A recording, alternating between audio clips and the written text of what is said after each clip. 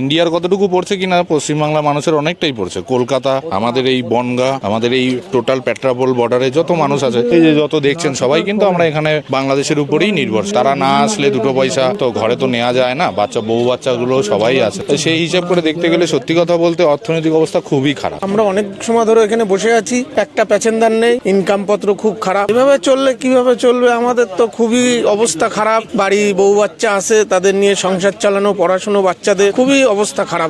এইখানে বাংলাদেশের পর্যটকরা বেশি আসেন, কিন্তু ওনারা নেই, তো ওই জন্য পুরোটাই ফাঁকা।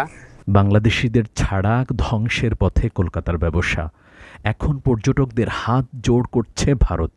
এই কিছুদিন আগেও যারা বলতো বাংলাদেশিদের দরকার নেই, আজ তারা বাঁচার জন্য বাংলাদেশিদের মন দিয়ে খুঁজছে।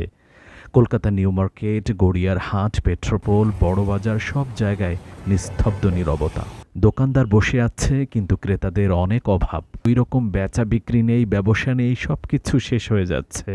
পেট্রাপোল চেকপোস্ট বনগাঁ সাব ডিভিশনে মহকুমা